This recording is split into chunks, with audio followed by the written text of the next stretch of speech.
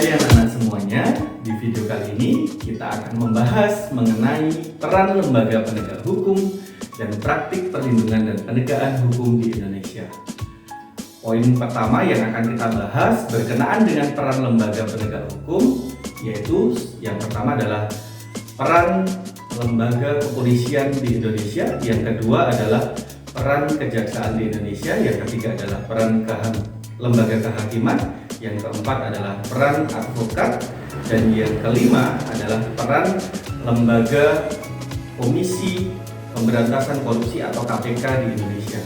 Nah, di bagian yang kedua kita akan membahas mengenai praktik perlindungan dan penegakan itu berkenaan dengan dinamika pelanggaran hukum yang ada di Indonesia. Kita akan lihat contoh-contoh pelanggaran hukum yang ada di negara kita beserta upaya perlindungan dan penegakan beserta sanksi-sanksi yang ada. Kemudian di bagian kedua nanti kita akan melihat bagaimana partisipasi masyarakat di dalam proses perlindungan dan penegakan melihat konteks pelanggaran hukum yang terjadi di negara kita. Oke anak-anak semuanya, kita akan lihat penjelasannya di video berikut ini.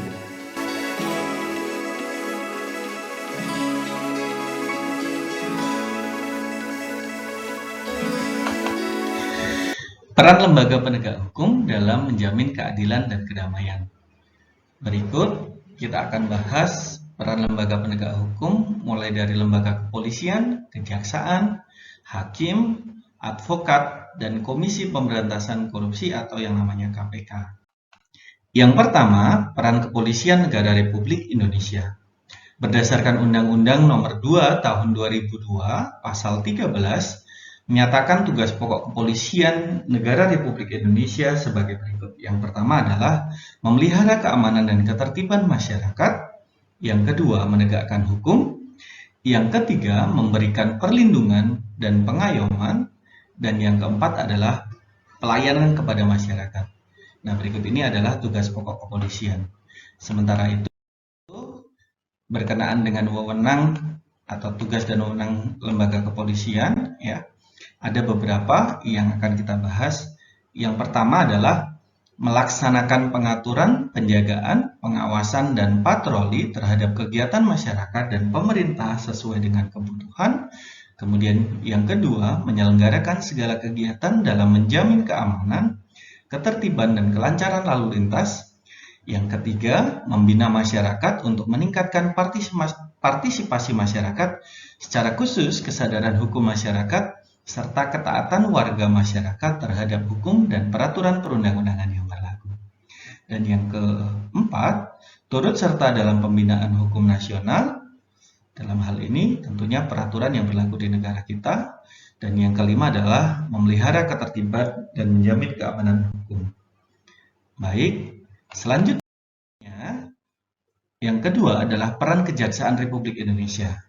Nah, peran kejaksaan itu sendiri kita lihat terlebih dahulu dari pengertian kejaksaan. Kejaksaan adalah lembaga negara yang melaksanakan kekuasaan negara secara khusus di bidang penuntutan. Nah, sebelum kita bahas peran jaksa di bidang pidana, kalau kita lihat klasifikasi kejaksaan yang ada di negara Indonesia itu dimulai dari yang pertama ada yang namanya Kejaksaan Agung, ya, atau Kejagung. Kemudian yang kedua ada Kejaksaan Tinggi, yang ketiga adalah Kejaksaan Negeri. Itu adalah klasifikasi kejaksaan yang ada di negara kita, yang tentunya yang secara efektif melakukan tugas dan peran fungsinya sebagaimana tadi dijelaskan dalam peran penuntutan. Nah, di sini kita akan bahas peran jaksa di bidang pidana. Yang pertama adalah melakukan penuntutan. Yang kedua, melaksanakan putusan pengadilan yang sudah memperoleh kekuatan hukum tetap. Yang ketiga adalah melaksanakan pengawasan terhadap pelaksanaan putusan pidana bersyarat, pidana pengawasan, dan lepas bersyarat. Yang keempat, melakukan penyidikan terhadap tindak pidana tertentu berdasarkan undang-undang. Yang kelima, melengkapi berkas perkara tertentu, dan untuk itu dapat melakukan pemeriksaan tambahan bersama dengan penyidik sebelum dilimpahkan kepada pengadilan. Nah, selanjutnya di bidang perdata dan tata usaha negara, kita bisa melihat peran kejaksaan yang pertama adalah meningkatkan kesadaran hukum Yang kedua, mengamankan kebijakan penegakan hukum, mengawasi peredaran barang cetakan. Yang keempat, mengawasi aliran kepercayaan yang dapat membahayakan masyarakat dan negara. Yang kelima, mencegah penyalahgunaan dan atau penodaan agama. Yang keenam adalah penelitian dan pengembangan hukum serta statistik kriminal. Ini kurang lebih adalah peran jaksa dalam bidang perdata dan tata usaha negara. Nah, selanjutnya kita akan lihat peran hakim sebagai lembaga penegak hukum di negara Indonesia. Berdasarkan Undang-Undang Dasar, ini kurangnya, Undang-Undang Dasar Negara Republik Indonesia tahun 1945, pasal 24 ayat 1 secara khusus menegaskan bahwa kekuasaan kehakiman merupakan kekuasaan yang merdeka untuk menyelenggarakan peradilan guna menegakkan hukum dan keadilan. Nah, di Indonesia sendiri, hakim dibedakan berdasarkan jenis lembaga peradilannya dapat diklasifikasikan menjadi 3 kelompok. Yang pertama yaitu hakim pada Mahkamah Agung yang disebut dengan Hakim Agung. Yang kedua, hakim pada badan peradilan yang berada di bawah Mahkamah Agung, yaitu ada Badan Peradilan Umum, ada Badan Peradilan Militer, ada Badan Peradilan Tata Usaha Negara, dan ada Badan Peradilan Khusus. Ya. Kemudian yang ketiga adalah hakim pada Mahkamah Konstitusi yang disebut dengan Hakim Konstitusi. Baik. Peran hakim sebagai lembaga penegak hukum. Nah, hakim adalah seorang yang bergerak dalam kekuasaan kehakiman. Dalam hal ini, yaitu Mahkamah Agung dan Mahkamah Konstitusi sebagai garda terdepan lembaga penegakan hukum ya di negara kita, yang punya peranan sangat penting dalam mengambil sebuah keputusan dalam peradilan. Nah, hakim merupakan pejabat peradilan yang diberi tugas dan wewenang oleh undang-undang untuk mengadili. Apa itu mengadili? Mengadili adalah serangkaian tindakan untuk menerima, memeriksa, dan memutus perkara hukum berdasarkan asas bebas, jujur, dan tidak memihak di sebuah sidang pengadilan berdasarkan ketentuan peraturan perundang-undangan yang berlaku. Nah, apa saja hal-hal yang harus dimiliki oleh seorang hakim? Tentunya yang pertama adalah integritas. Ya, seorang hakim harus punya integritas sehingga tidak terpengaruh oleh banyak pihak yang tentunya bisa mempengaruhi ya, keputusan hakim. Yang kedua, berkepribadian tidak tercela, tidak melakukan hal-hal yang tercela ya. Kemudian jujur, jelas, adil, profesional, dan berpengalaman di bidang hukum sesuai dengan profesinya. Nah, seorang hakim diberikan wewenang mengadili, oleh karena itu hakim wajib menggali, mengikuti, dan memahami nilai-nilai hukum dan rasa keadilan yang hidup dalam masyarakat. Harapannya di Indonesia ya, apa saja keputusan atau proses mengadili ini benar-benar didasarkan pada satu bentuk pelanggaran yang didasarkan pada aturan yang berlaku. Semoga ke depan memang tugas hakim ini semakin menjadi satu hal yang benar-benar menunjukkan bahwa hakim adalah pelaksana kekuasaan kehakiman di negara kita yang tercermin memberikan satu bentuk keadilan. Kemudian yang keempat adalah peran advokat dalam penegakan hukum. Nah, advokat di sini punya peran apa saja? Ya, kita akan bahas secara singkat. Yang pertama adalah bebas mengeluarkan pendapat sesuai aturan, bebas menjalankan profesi sesuai aturan, tidak dapat dituntut baik perdata maupun pidana dalam menjalankan tugas profesinya dengan baik, berhak memperoleh informasi, data, dan dokumen dari instansi untuk pembelaan kliennya, dan yang terakhir adalah tidak dapat diidentikan dengan kliennya dalam membela perkara klien oleh pihak yang berwenang atau masyarakat. Nah, selanjutnya apa kewajiban advokat itu atau pengacara dalam hal ini ya? Yang pertama, dilarang mendiskriminasi klien. Yang kedua, wajib merahasiakan segala sesuatu yang diketahui dari kliennya, kecuali undang-undang menentukan lain ya. Dilarang memegang jabatan yang bertentangan dengan kepentingan tugas dan martabat profesinya. Dan yang keempat adalah advokat yang menjadi pejabat negara tidak melakukan tugas profesinya selama memangku jabatan tertentu. Nah, yang terakhir adalah peran KPK dalam penegakan hukum. Nah, peran KPK yang pertama adalah dalam hal koordinasi ya dengan instansi yang berwenang melakukan pemberantasan tindak pidana korupsi. Dalam hal ini bisa saja kejaksaan, kepolisian maupun hakim ya. Kemudian juga lembaga-lembaga negara lain. Yang kedua adalah supervisi terhadap instansi yang berwenang melakukan pemberantasan tindak pidana korupsi. Yang ketiga, melakukan penyelidikan, penyidikan dan penuntutan terhadap tindak pidana korupsi. Ya. Kemudian yang terakhir adalah melakukan tindakan pencegahan. Dalam hal ini adalah tindakan-tindakan preventif yang bisa dilakukan oleh lembaga KPK.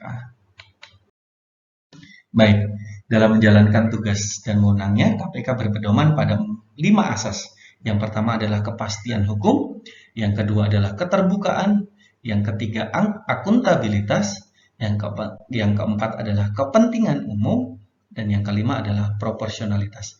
Nah, kelima asas ini tentu harus dijalankan KPK sebagaimana tugas dan wewenangnya di dalam menjalankan proses penegakan dan perlindungan hukum. Keterbukaan jelas ya, KPK harus terbuka, kepastian hukum dalam hal ini tentu harapannya bahwa apa yang sudah ditangani oleh KPK dalam hal proses tindak pidana korupsi benar-benar memberikan satu bentuk kepastian hukum sebagaimana diatur dalam peraturan perundang-undangan yang berlaku. Oke, selanjutnya kita akan masuk pada bagian kedua, yaitu dinamika pelanggaran hukum di negara kita. Nah, berbicara dinamika pelanggaran hukum ini, tentu kita akan melihat apa itu pelanggaran hukum itu sendiri. Yang pertama, pelanggaran hukum adalah perbuatan melawan hukum, yaitu tindakan seseorang yang tidak sesuai atau bertentangan dengan aturan-aturan yang berlaku. Nah, pelanggaran hukum ini merupakan ketidakpatuhan terhadap hukum yang disebabkan oleh dua hal ya.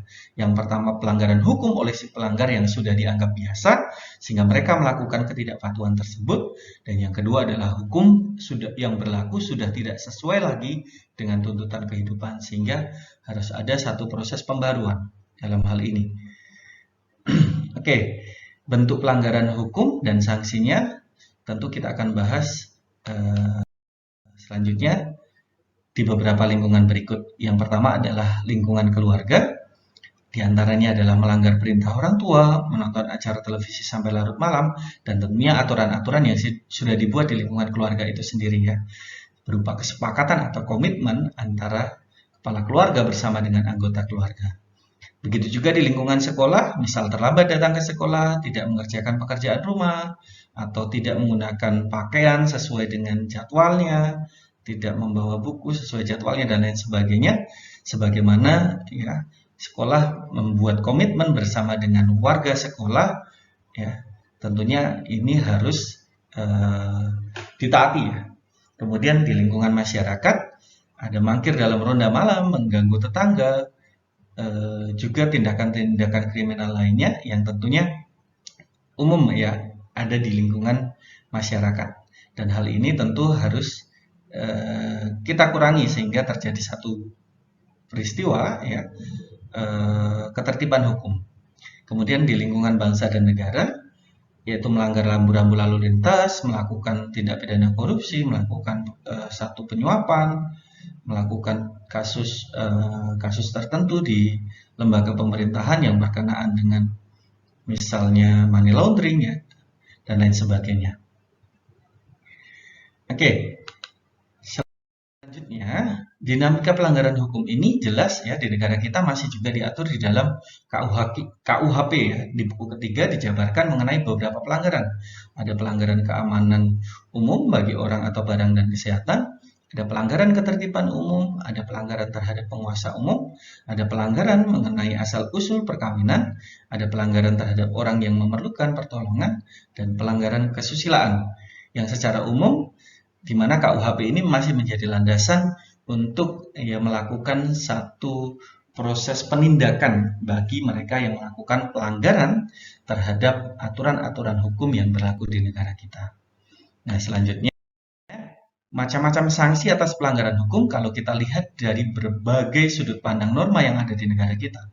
Jelas ya, sanksi norma agama itu adalah sanksinya dosa, sanksi norma kesusilaan biasanya muncul rasa malu dan rasa bersalah di dalam diri karena itu berasal dari hati nurani, kemudian sanksi norma kesopanan yang berasal dari eh, perilaku kehidupan sehari-hari itu bisa saja dikucilkan atau munculnya cemoohan, kemudian sanksi norma hukum yang jelas tegas ya, yaitu adalah denda dan juga pidana, pidana penjara ya atau kurungannya. Kemudian yang kedua, konteks partisipasi dalam perlindungan dan penegakan hukum. Kepatuhan terhadap hukum di lingkungan keluarga misalnya menaati perintah orang tua, kemudian saling membantu antar anggota keluarga, melindungi anggota keluarga. Sementara kalau kita lihat, kita bandingkan kepatuhan terhadap hukum di lingkungan sekolah, yaitu adalah membantu teman, melindungi teman dari perundungan, ya perundungan dalam hal ini juga bullying ya. Kemudian menaati peraturan sekolah. Nah, hal-hal ini tentunya bisa kita eksplorasikan ya dalam banyak hal ya, baik itu di lingkungan keluarga maupun di lingkungan sekolah yang tentunya kita bisa alami ya sesuai dengan pengalaman kita. Yang terakhir di sini adalah partisipasi masyarakat dalam perlindungan dan penegakan hukum. Ada berbagai macam bentuk partisipasi di dalam masyarakat dalam konteks melindungi dan menegakkan hukum di Indonesia. Yang pertama adalah perlindungan dan penegakan hukum dalam bidang pendidikan dengan menanamkan sikap patuh terhadap hukum, ya, menanamkan sikap patuh atau sikap taat ya yang harus dibiasakan, diajarkan mulai dari lingkungan keluarga yang kemudian dikuatkan ya di lingkungan pendidikan secara khusus di sekolah dan juga diaplikasikan di masyarakat tentunya sehingga hal ini bisa terjalin dengan baik. Kemudian yang kedua adalah menciptakan para penegak hukum yang profesional dan bersih. Ini tentu saja harus kita kawal bersama ya dalam proses para penegak hukum yang profesional, menciptakan para penegak hukum yang profesional dan bersih. Tentu saja butuh yang namanya integritas, butuh yang namanya kejujuran, butuh yang namanya kolaborasi bersama ya untuk saling menguatkan ya sehingga tidak ada lagi oknum-oknum yang kemudian melakukan pelanggaran ya sebagai penegak hukum itu sendiri. Dan yang ketiga adalah memupuk budaya hukum. Nah, memupuk budaya ini satu hal yang tidak mudah tetapi harus dilakukan agar apa?